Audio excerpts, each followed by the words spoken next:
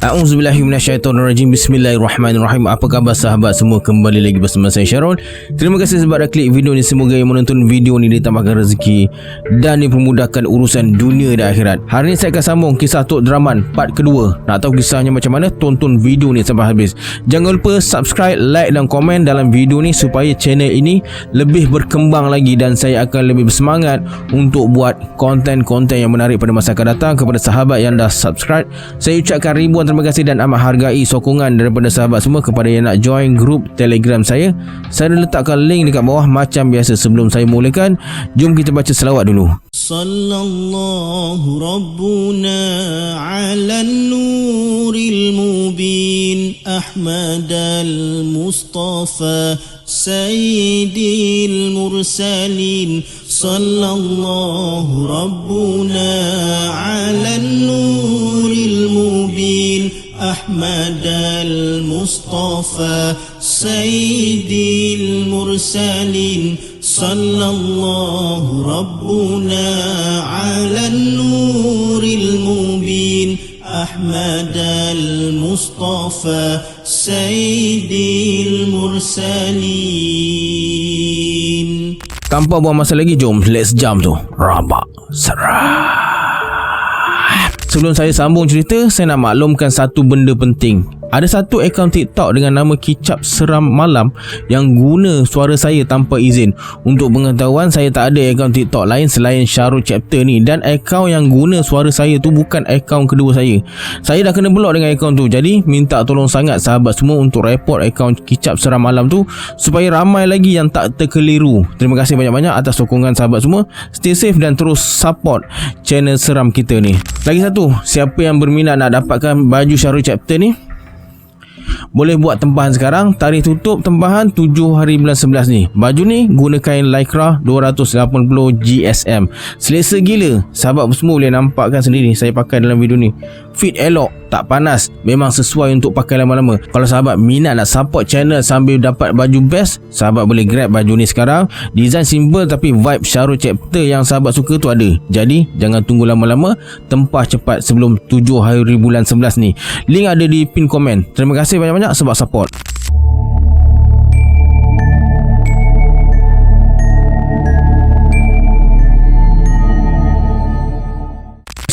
Takut nak balik rumah sendiri sebab takut diganggu lagi. Benda ni dah tak boleh dibiarkan, kata Pak Karim. Suaranya tenang tapi jelas, penuh dengan kebimbangan. Kita kena cari jalan sebab ini bukan perkara biasa. Semua orang diam tengok Pak Karim macam dia ada jawapan, tapi Pak Karim pun tak pasti sebenarnya. Lepas perbincangan panjang, diorang sepakat nak panggil Ustaz Halim. Ustaz Halim ni ustaz dari kampung sebelah yang terkenal sebab pandai halau jin, halau makhluk halus. Pendek kata, kalau ada benda-benda gaib, dia yang orang panggil. Tapi dalam hati masing-masing, diorang tertanya-tanya, boleh ke Ustaz Halim selesaikan masalah ni? Sebab dari apa yang mereka nampak, gangguan ni makin kuat, makin menyesakkan. Dan diorang tahu malam-malam seterusnya mungkin akan jadi lebih menakutkan. Penduduk kampung sekarang dah takut nak keluar malam. Lepas maghrib je, diorang kunci pintu, tutup tingkap, baca doa dan berharap benda ni tak datang lagi. Tapi anda rasa boleh ke diorang selamat? Sebab dari apa yang berlaku malam-malam sebelum ni, benda ni semakin kuat. Dan suara yang menyeru nama diorang malam ni, mungkin malam esok dia datang cari anda pula.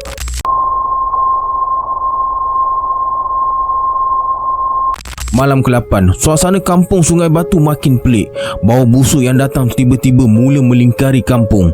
Bau tu memang lain macam, menusuk hidung macam bau bangkai, tapi tak ada siapa tahu punca dia. Masing-masing tertanya-tanya apa yang berlaku. Pak Karim, ketua kampung, berdiri depan surau. Muka dia serius tapi cuba kekalkan ketenangan. Ahmad dan Azlan, dua lelaki muda kampung yang selalu ikut Pak Karim sejak gangguan ini bermula, mereka duduk diam sebelah Pak Karim. Diorang semua rasa pelik dan tak selesa dengan bau yang makin kuat ni. Masing-masing mula tertanya, apa dah jadi ni? Kita tak boleh duduk diam je, bau ni makin kuat, mesti ada benda yang tak kena, kata Pak Karim sambil tengok orang kampung yang makin gelisah. Ustaz Halim yang baru datang malam tu anggukkan kepala. Bau ni bukan bau biasa, benda ni datang dari sesuatu yang lebih kuat, lebih jahat. Kita semua kena bersiap sedia. Orang kampung yang dengar semua terdiam. Kemudian Pak Karim, Ustaz Halim, Ahmad dan Azlan bergerak ke arah hutan, tempat asal bau busuk tu datang. Setiap langkah rasa berat, bau makin menusuk. Dalam kegelapan, ada bunyi ranting patah. Angin sejuk terasa menampar muka. Rasa macam ada sesuatu tengah tunggu dalam kegelapan tu. Tiba-tiba Ahmad berhenti. Muka dia pucat. Weh, aku tak pernah bau benda seteruk ni, dia cakap sambil tutup hidung. Mata dia liar tengok sekeliling. Azlan dekat sebelah cuba tahan rasa seram, tapi dia sendiri rasa tak sedap hati. Tiba-tiba dari dalam gelap muncul sosok makhluk hitam. Badan dia besar, mata dia merah menyala. Bau busuk yang diorang bau tadi tu rupa-rupanya datang dari makhluk ni. Bulu-bulu kasar penuh dekat badan dia, macam dah terbakar. Makhluk tu mengaum. Suara dia bergema dalam kegelapan. Ahmad yang depan sekali terkaku. Benda tu dah muncul, kata Ahmad. Tapi Pak Karim tenang je. Dia tengok Ustaz Alim. Ustaz, kita kena buat sesuatu. Ustaz Alim mula baca ayat-ayat dari surah Al-Falaq dan An-Nas. Suara dia makin kuat. Makhluk hitam tu mula merengus. Badan dia bergetar. Setiap kali Ustaz Alim baca, makhluk tu macam tak tahan. Ahmad dan Azlan mula ikut baca sama. Makin kuat bacaan diorang, makin lemah makhluk tu. Makhluk tu mula merundur. Tak tahan dengan bacaan ayat suci. Benda besar tu hilang dalam gelap, tapi bau busuk tu masih ada, walaupun makin berkurang. Makhluk tu hilang, tapi semua orang tahu benda ni tak habis lagi. Bau busuk yang diorang hidu tadi macam satu amaran. Pak Karim pandang ke arah hutan. Nafas dia panjang. Ustaz Alim masih pegang tasbih dekat tangan dia, tapi wajah dia tenang. Alhamdulillah, kita dilindungi, tapi kita tak boleh leka. Gangguan ni mungkin datang lagi. Ustaz Alim cakap sambil mata dia masih tengok ke dalam hutan. Malam ke-8 berakhir dengan rasa lega sementara. Orang kampung balik ke rumah masing-masing, tapi semua tahu kegelapan masih ada. Mungkin malam-malam seterusnya lebih dahsyat. Diorang cuma boleh berharap dan berdoa kegelapan tak akan datang balik dengan lebih ganas.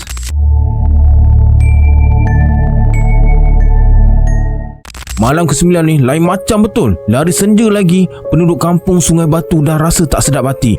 Angin malam bertiup lembut, tapi ada bau yang pelik, macam ada benda yang tak kena. Gangguan yang terjadi sebelum ni kali ni lebih kuat. Malam ni bayangan hitam mula masuk ke rumah-rumah orang kampung. Benda ni dia bukan sekadar kacau, tapi macam ada niat jahat. Pak Harun bangun dari tidur. Mata dia terkebil-kebil. Ada bunyi halus datang dari luar tingkap. Tapi bila diintai, tak ada apa-apa. Dia mula rasa lain macam. Pak Harun toleh ke sudut bilik. Jantung macam nak berhenti bila dia nampak ada bayangan hitam tinggi, besar, berdiri diam dekat situ. Bayangan tu tak bergerak, tapi kehadirannya cukup untuk buat Pak Harun rasa macam semua udara dalam bilik tu hilang.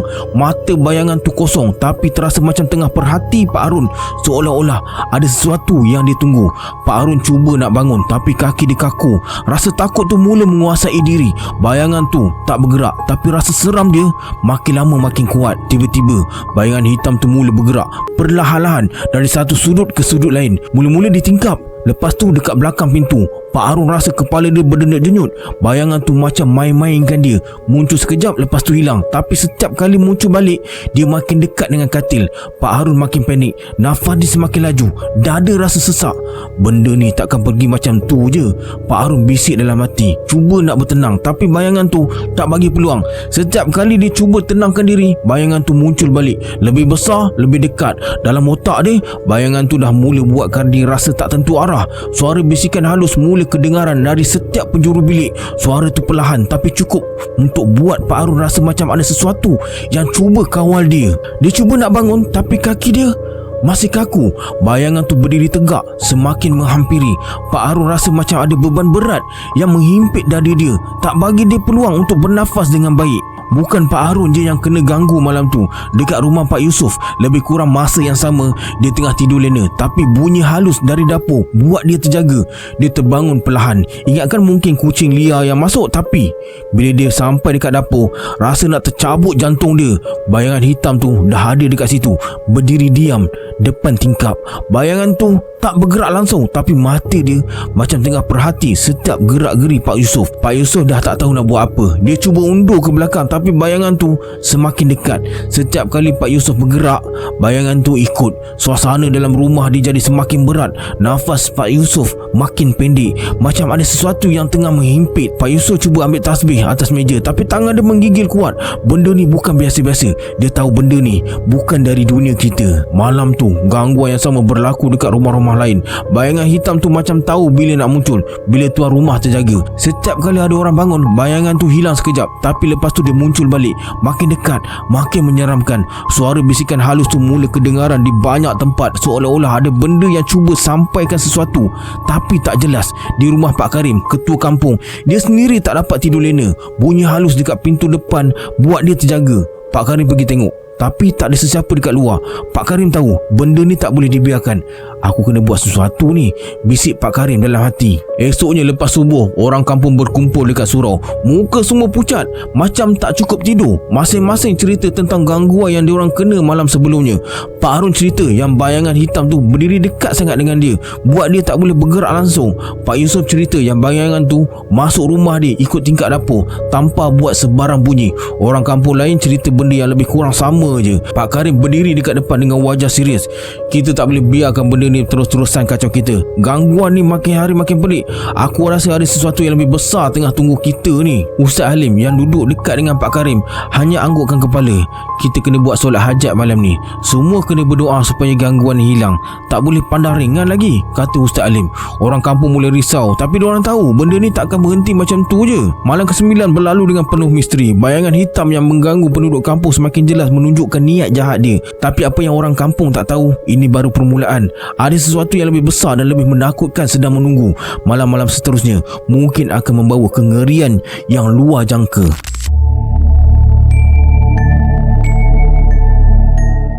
Malam ke-10 di kampung Sungai Batu. Malam tu lain daripada yang lain. Angin malam tu terasa lebih sejuk, lebih menusuk. Suasana sunyi macam biasa, tapi ada rasa tak sedap yang merayap dalam jiwa orang kampung. Masing-masing dah rasa yang gangguan ni makin lama makin teruk. Tapi malam ni jeritan dari kegelapan yang buat semua orang tak boleh tidur lena. Dekat rumah Pak Karim, dia duduk di serambi, pandang jauh ke arah hutan. Mata dia tajam macam tengah tunggu sesuatu. Dah beberapa hari hutan tu keluarkan bunyi pelik, jeritan, tapi tak jelas datang dari mana. Dia tahu ada benda tak kena, tapi tak ada siapa berani masuk ke dalam hutan malam-malam macam ni. Tiba-tiba dari arah hutan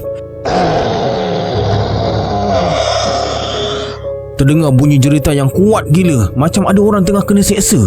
Bunyi itu menusuk ke telinga, terus buat Pak Karim terjaga dari lamunan. Mata dia terbeliak. Dia bangun dari kerusi rotan. Badan dah mula berpeluh walaupun malam tu sejuk. Jeritan lagi, bisik Pak Karim perlahan. Pak Karim tak boleh tahan lagi. Cepat-cepat dia kejut Azlan dan Ahmad. Kita kena pergi tengok. Bunyi tu makin lama makin dekat, kata Pak Karim. Ahmad cepat-cepat capai parang. Betul ke kita nak masuk sana Pak Karim? Makin seram ni, kata Ahmad. Tangan dia dah tergetar. Azlan pula cuma diam je, tapi dalam hati dia pun rasa takut juga. Siapa tak takut kan? Bunyi jeritan macam tu buat bulu roma semua berdiri. Dalam kegelapan malam tu, diorang bertiga mula bergerak ke arah hutan. Setiap langkah diatur perlahan. Suasana makin sepi.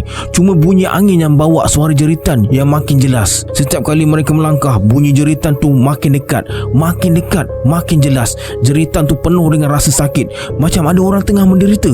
Ya Allah, benda apa ni? Ahmad berbisik perlahan sambil genggam kuat parang dekat tangan dia. Bila sampai dekat tepi hutan, tiba-tiba jeritan tu berhenti. Sunyi gila. Angin malam tiba-tiba rasa lain, berat. Pak Karim pandang Ahmad dan Azlan. Kita teruskan, jangan takut. Tapi dalam hati Pak Karim pun dia tahu benda yang diorang nak hadapi ni bukan biasa-biasa. Diorang masuk dalam hutan, langkah makin berhati-hati. Tiba-tiba jeritan tu datang lagi. Kali ni lebih kuat, lebih dekat, macam betul-betul ada dekat depan mereka. Ahmad hampir terjatuh sebab terkejut. Benda tu dekat mana? Azlan jerit, muka dia pucat. Tiba-tiba dari celah pokok-pokok besar, kelibat hitam muncul. Kelibat tu bergerak laju. Sekejap ada, sekejap hilang.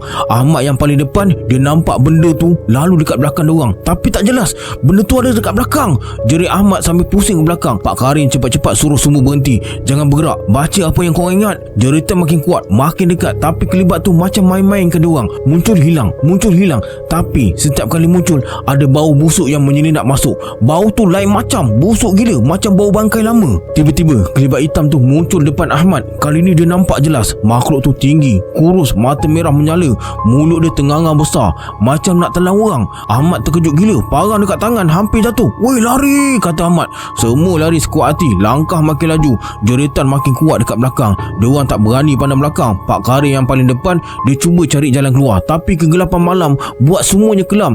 Diorang lari sampai nafas tercungap-cungap. Tapi bunyi jeritan tu tak hilang-hilang, macam kejar diorang. Sampai dekat tepi kampung, diorang berhenti. Nafas semua macam nak putus. Alhamdulillah, jeritan tu dah hilang. Suasana malam jadi sunyi balik, macam tak ada apa-apa yang berlaku.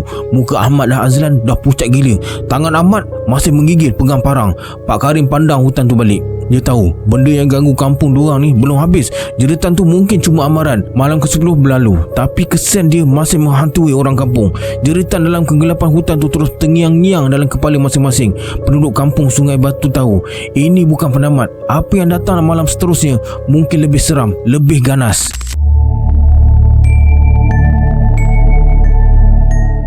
Malam ke-11, orang kampung Sungai Batu dah mula rasa macam hidup dalam neraka. Setiap malam ada je gangguan, tapi malam ni lain macam. Ada sesuatu yang tak pernah diorang alami sebelum ni. Kepala manusia. Ya, kepala yang bergolek atas bumbung rumah. Bukan satu rumah je, tapi 6-7 buah rumah kena ganggu serentak.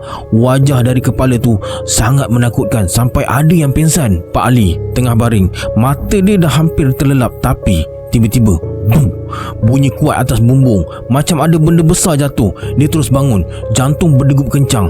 Isteri dia pun bangun dengan muka cemas. Bunyi apa tu bang? Tanya isterinya. Pak Ali tak jawab. Dia terus capai lampu suluh, pergi dekat tingkap nak tengok. Bila dia suluh ke bumbung, mata dia terbeliak. Atas bumbung ada kepala manusia. Kepala tu, mata dia terbuka luas, muka penuh darah. Kepala tu senyum sinis, muka dia menakutkan. Pak Ali terdiam kaku, tak mampu nak buat apa-apa. Kaki dia dah beku, tangan tergetar-getar pegang lampu suluh. Kepala tu bergolek atas bumbung rumah, buat bunyi bumbung bergetar. Kepala tu macam hidup. Mata dia pandang Pak Ali dengan pandangan yang tajam. Tiba-tiba kepala tu melompat dari hujung bumbung ke hujung yang lain. Pak Ali terus terduduk. Dekat rumah sebelah, keadaan lagi kecoh. Rumah Pak Suhaimi. Dia tengah tidur dengan keluarga dia. Bila dengar bunyi yang sama, anak dia yang kecil mula menangis. Sebab bunyi atas bumbung tu makin kuat, macam ada benda berat tengah lari atas bumbung tu. Pak Suhaimi bangun, tengok dekat luar. Sama macam Pak Ali, dia nampak kepala manusia. Tapi yang lebih seram, kepala tu tengah tersenyum dengan gigi yang penuh darah. Benda apa ni? Jorik Pak Suhaimi. Dia cuba kejutkan isteri dan anak-anak, suruh mereka keluar dari rumah. Tapi kepala tu terus bergolek dan suara gelak ketawa mula kedengaran. Dalam masa beberapa minit je, 6-7 buah rumah kena kacau dengan kepala yang sama. Kepala tu bergerak dari satu bumbung ke bumbung yang lain, tinggalkan jejak darah. Suara ketawa dari kepala tu makin kuat, bergema dalam malam, buat bulu roma semua meremang. Dekat rumah Mak Limah, dia terdengar bunyi pelik, macam orang lempar batu atas atap. Dia keluar rumah nak tengok, tapi bila dia angkat kepala, dia nampak wajah kepala tu. Kepala tu pandang terus dekat dia, mata terbeliak besar, senyum macam nak makan orang. Mak Limah terus pingsan dekat depan pintu, tak sempat nak menjerit. Dia jatuh terkulai dekat tanah, badan terkaku. Suasana dekat kampung jadi makin kecoh. Orang kampung yang terdengar bunyi pelik mula keluar rumah nak tengok apa yang berlaku. Ada yang nampak kepala bergolek atas bumbung rumah jiran. Ada yang dengar suara gelak ketawa menyeramkan dari atas rumah sendiri. Suasana malam tu dah macam tak terkawal. Orang kampung mula lari ke surau, takut nak duduk dalam rumah sendiri sebab bimbang kepala tu masuk dalam rumah. Pak Karim yang dengar bunyi kecoh dari rumah cepat-cepat keluar. Dia pergi ke surau, tengok ramai orang kampung dah berkumpul dekat sana. Muka semua pucat, macam nampak hantu. Apa yang jadi ni Karim? Bunyi pelik dekat rumah aku tadi. Aku nampak kepala atas bumbung, kata Pak Mat pada Pak Karim. Pak Karim tak tahu nak jawab apa. Dia sendiri belum tengok kepala tu, tapi dari cerita yang dia dengar, benda ni bukan main-main. Ni bukan jin biasa Mat, ni benda lain, kata Pak Karim. Semua orang setuju. Dia orang tahu malam ni gangguan dah sampai ke tahap yang paling menakutkan.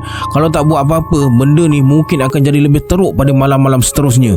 Sambil diorang tengah berbincang dekat surau, bunyi dari rumah Pak Leman pula kedengaran. Pak Leman nampak kepala tu bergolek dengan laju atas bumbung rumah dia. Suara ketawa kedengaran lagi, buat bulu roma tengkuk Pak Leman berdiri. Dia tak boleh tahan, terus lari keluar rumah. Kaki dia hampir tersadung pintu. Dalam masa yang sama, rumah Pak Yusof pun kena ganggu dengan kepala tu.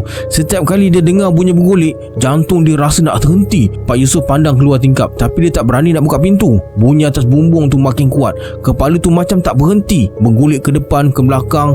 Pak Yusof terus baca apa yang dia ingat. Mulut terkumat kamit, tapi kepala tu macam tak terkesan langsung. Sementara tu, dekat rumah Pak Bakar, kepala yang bergolek tadi tiba-tiba melompat dari bumbung. Kepala tu jatuh atas tanah, tapi dia tak berhenti. Kepala tu mula bergolek ke arah pintu rumah. Pak Bakar tengok benda tu dari tingkap. Dia dah tak boleh tahan. Ya Allah, benda apa ni? Jerit Pak Bakar terus lari keluar rumah. Suara ketawa dari kepala tu makin kuat, bergema dalam malam yang sunyi. Kepala-kepala tu terus bergolek dari satu rumah ke rumah yang lain. Makin lama makin laju. Orang kampung yang ada dalam rumah mula lari keluar, tak sanggup nak duduk dalam rumah lagi. Malam ni dah tak ada yang selamat dekat dalam rumah masing-masing. Malam ke-11 terus berlalu, tapi kesannya masih terasa. Gangguan kepala bergolek atas bumbung bukan sekadar gangguan biasa. Wajah kepala-kepala tu terus menghantui fikiran orang kampung. Malam tu ramai yang tidur dekat surau, tak berani balik rumah. Mereka takut benda yang sama akan berulang. Tapi dalam hati Pak Karim, dia tahu malam-malam seterusnya mungkin akan bawa sesuatu yang lebih besar. Gangguan yang berlaku malam ni macam satu amaran. Tapi amaran untuk apa? Itu yang tak dapat difahami oleh penduduk kampung Sungai Batu.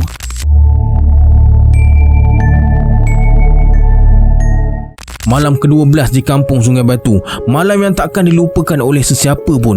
Penduduk kampung dah lama dihantui gangguan, tapi malam ni gangguan tu jadi lebih ekstrim. Makhluk hangus terbakar mula muncul dari arah hutan, berjalan ke arah rumah-rumah penduduk kampung.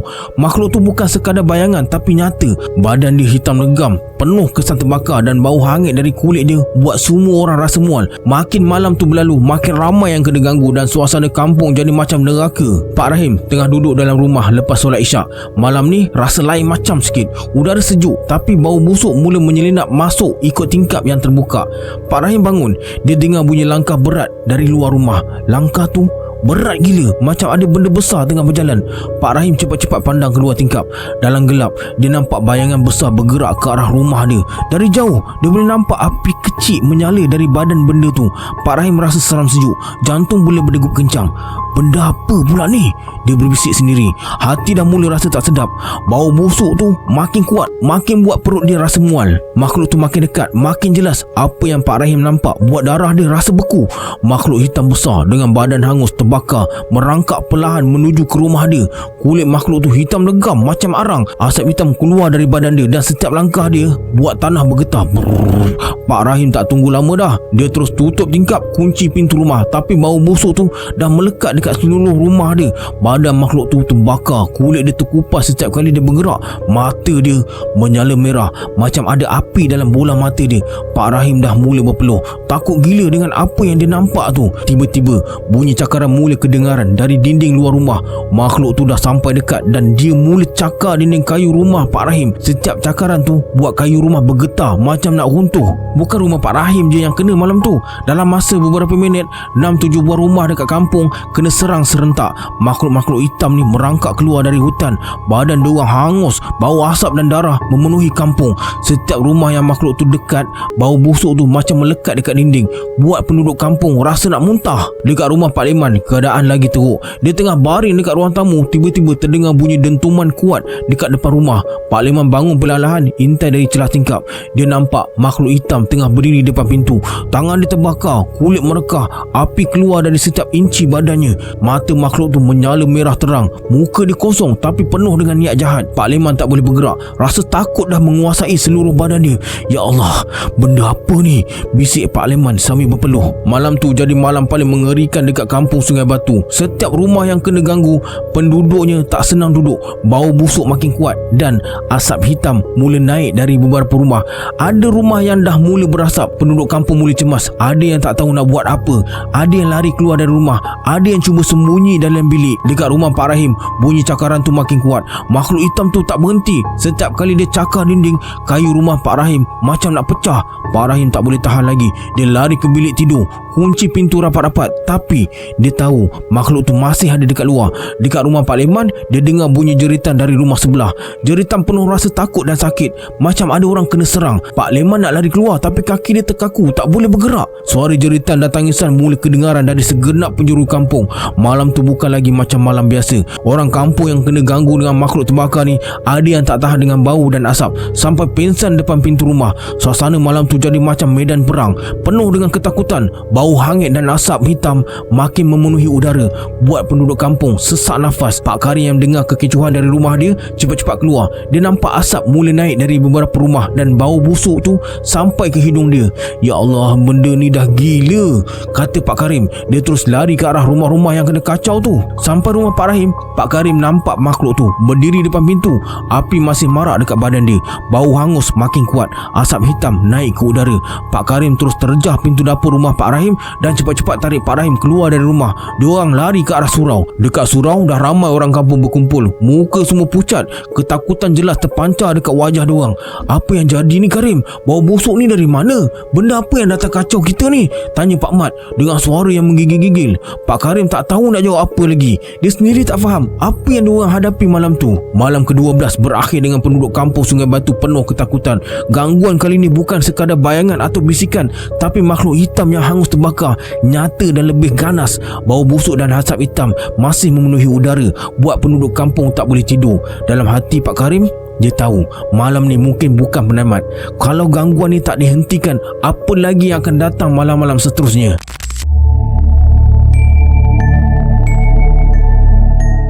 Malam ke-13 tiba di kampung Sungai Batu dan suasana makin menghimpit. Lepas gangguan bau busuk, bayangan dan bisikan dari malam-malam sebelumnya, malam ni penduduk kampung dihadapkan dengan makhluk yang lebih menakutkan. Anjing besar, tapi kepalanya bukan kepala biasa. Kepala makhluk ni adalah kepala manusia dengan wajah bengis dan mata yang menyala dalam gelap. Ahmad yang tengah berjalan pulang dari rumah saudaranya terasa seperti diperhatikan. Dia pandang sekeliling dan dalam gelap dia dengar bunyi langkah yang berat dan perlahan di belakangnya. Bila dia toleh, Ahmad terkaku. Dekat depan dia, tak jauh dari tepi jalan, seekor anjing besar tengah berjalan. Tapi yang buat darah Ahmad berderau, anjing tu punya kepala manusia. Kepala tu besar dengan wajah penuh kebencian, gigi tajam, mata bercahaya merah dalam gelap. Ahmad terkedu. Binatang apa pula ni? Bisik Ahmad. Badan dia dah mula bergetar, peluh mula turun dari dahi, dan setiap kali makhluk tu mendekat, degupan jantung Ahmad makin laju. Makhluk berkepala manusia tu perlahan-lahan menghala ke arah Ahmad. Bunyi nafas makhluk tu jelas kedengaran, berat dan kasar. Mulut makhluk tu terbuka sikit, menampakkan gigi tajam yang penuh dengan air liur. Kepala manusia pada badan anjing tu tersenyum sinis, senyuman yang buat jantung Ahmad hampir berhenti. Ahmad cuba lari tapi kaki tak mampu bergerak. Makhluk tu makin dekat dan setiap kali kepala manusia tu bergerak, Ahmad rasa seolah-olah dia ditarik ke arah makhluk tu. Akhirnya Ahmad dapat semangat dan terus lari sekuat hati. Kaki dia terketar, tapi dia tahu kalau dia berhenti, makhluk tu akan dapatkan dia. Makhluk anjing berkepala manusia tu meluru kejar Ahmad. Langkahnya pantas dan berat. Nafas makhluk tu makin dekat di belakang Ahmad. Sampai rumah, Ahmad terus masuk dan kunci pintu. Nafas dia tercungap-cungap, tapi tak sempat nak lega. Bunyi cakaran kuat mula kedengaran dari luar pintu. Makhluk tu cuba pecah masuk di rumah Pak Karim, ketua kampung. Dia juga terdengar bunyi yang sama. Dia duduk di ruang tamu sambil dengar suara mengeram yang kuat dari luar. Pak Karim cuba bangun, pergi ke tingkap nak tengok apa yang berlaku. Dia nampak kelibat besar bergerak di halaman rumah. Dengan cepat Pak Karim tutup tingkap dan cuba tenangkan diri. Tapi bila dengar bunyi cakaran dekat pintu, dia tahu benda ni tak akan berhenti. Azlan yang tinggal di hujung kampung pun kena ganggu juga. Dia dengar bunyi langkah besar dari luar rumah dia, dan bila dia intai dari tingkap, dia nampak makhluk berbadan anjing tu mengelilingi rumah dia. Kepala manusia yang aneh tu berpaling dan pandang ke arah tingkap tempat Azlan berdiri. Mata mereka bertemu dan Azlan rasa macam ditarik ke arah makhluk tu. Rasa takut mencengkam di hati. Weh, ni dah tak betul dah ni, kata Azlan. Terus tutup pintu. Dia tak berani nak pandang lagi, tapi bunyi cakaran kuat dari pintu rumahnya makin jelas dan Azlan tahu makhluk tu cuba masuk rumah dia. Penduduk kampung mula terima gangguan yang sama. Di setiap rumah yang dilintasi, makhluk berkepala manusia ni tinggalkan bunyi cakaran dan dengusan. Semua orang rasa terperangkap dalam rumah masing-masing, tak berani keluar nak tengok apa yang berlaku. Kepala manusia pada badan anjing ni seolah-olah cari sesuatu, tapi apa yang makhluk ni nak? Pagi esoknya lepas solat subuh, penduduk kampung berkumpul di surau lagi. Ahmad cerita pasal makhluk berkepala manusia yang kejar dia malam tadi. Azlan pula cerita yang dia dengar bunyi cakaran dekat pintu dan macam mana makhluk tu perhati dia dengan mata yang menakutkan. Gangguan dah semakin teruk nampaknya. Segala yang kita ikhtiar selama ni belum tunjukkan hasil. Kita kena buat sesuatu sebelum benda ni jadi lebih parah. Betul tu, kita kena perbanyakkan lagi solat hajat dan bacaan Yasin. Gangguan ni macam ada punca yang lebih besar. Kita kena cari punca tu dulu. Malam ke-13 berlalu dengan kehadiran makhluk berbadan anjing berkepala manusia yang lebih menyeramkan dari apa yang pernah dihadapi penduduk kampung sebelum ni. Mereka tahu gangguan ni makin jahat dan mereka mungkin tak akan bersedia untuk apa yang akan datang malam-malam seterusnya.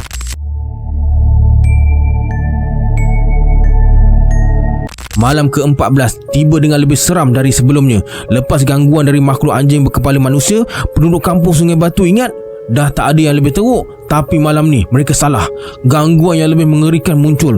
Kali ni dari makhluk yang paling ditakuti di kampung ni, pocong. Dan kali ni pocong tu bukan sekadar muncul, tapi mengganas. Di rumah Ahmad yang masih trauma dengan kejadian anjing berkepala manusia malam sebelumnya, malam ni dia dengar bunyi lain pula. Bukan bunyi langkah berat, tapi bunyi benda melompat. Ahmad cuba dengar dengan lebih jelas. Apa benda pula ni bisik Ahmad. Sebaik saja Ahmad jenguk keluar tingkap, mata dia terbeliak. Di hujung jalan kampung, di bawah cahaya bulan yang sama-sama, Ahmad nampak sosok berbalut kain putih, wajahnya hitam dengan tali ikat di hujung kepala. Pocong. Dan pocong tu bukan sekadar berdiri, dia melompat-lompat semakin dekat dengan rumah Ahmad. Pocong tu makin lama makin dekat. Setiap lompatan tu seolah-olah membawa bau busuk yang kuat, macam bau bangkai yang dah lama. Ahmad cuba keluar dari tingkap, tapi kaki dia terasa terkaku. Ini dah lain macam ni. Ahmad mula berpeluh, tangan tergetar-getar. Cepat-cepat dia tutup semua tingkap dan pintu. Tapi dari luar dia dengar bunyi lompatan pocong tu makin kuat. Setiap kali pocong tu melompat, bunyi tubuhnya menghentam tanah makin jelas. Tup, seolah-olah tanah tu sendiri bergetar. Sementara tu di rumah Pak Karim, bunyi yang sama kedengaran. Dia duduk di ruang tamu, mata tertumpu pada pintu depan bila dia terdengar bunyi lompatan dari jauh. Mula-mula perlahan, tapi semakin dekat.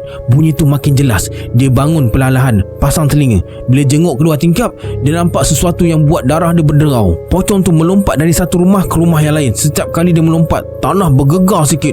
Mata Pak Karim terbeliak bila nampak pocong tu menuju ke arah rumah dia. Tapi belum sempat Pak Karim buat apa-apa, pocong tu dah sampai depan rumah. Berdiri diam, pandang pintu depan rumahnya dengan mata yang gelap. Di rumah Azlan yang tinggal di hujung kampung, pocong tu muncul dengan cara yang sama, melompat dari satu tempat ke tempat yang lain, macam tengah cari mangsa.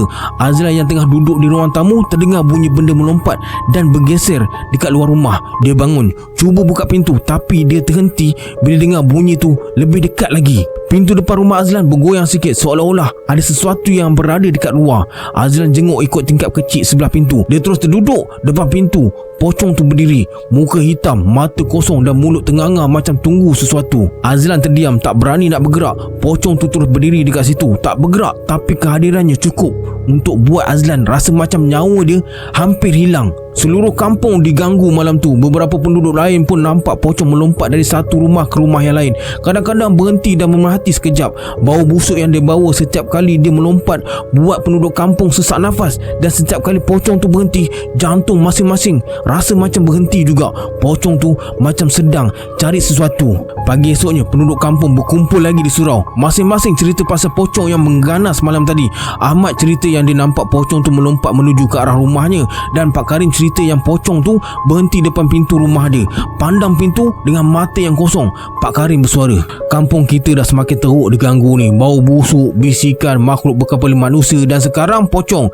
Kita kena cari jalan. Kita tak boleh biarkan gangguan ni semakin menjadi. Pocong yang mengganas malam tadi petanda ada sesuatu yang lebih besar akan datang. Kita kena bersedia. Malam ke-14 berlalu dengan gangguan yang paling menakutkan setakat ni. Pocong yang melompat-lompat dari satu rumah ke rumah yang lain tu membawa bau busuk dan kengerian bersama setiap langkahnya. Penduduk kampung Sungai Batu tahu gangguan ni belum berakhir dan malam seterusnya mungkin lebih menakutkan daripada yang mereka sangkakan.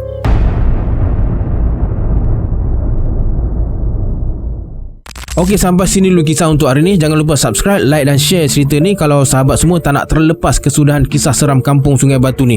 Kita sambung di part ketiga atau part terakhir rasanya. Sebelum bisa, anggaplah kisah ni sebagai hiburan semata-mata. Janganlah terlalu mudah percaya. Hanya yang mengalami tahu akan kebenaran sesuatu kisah tu. Kita berjumpa di video akan datang. Saya Syarul. Assalamualaikum.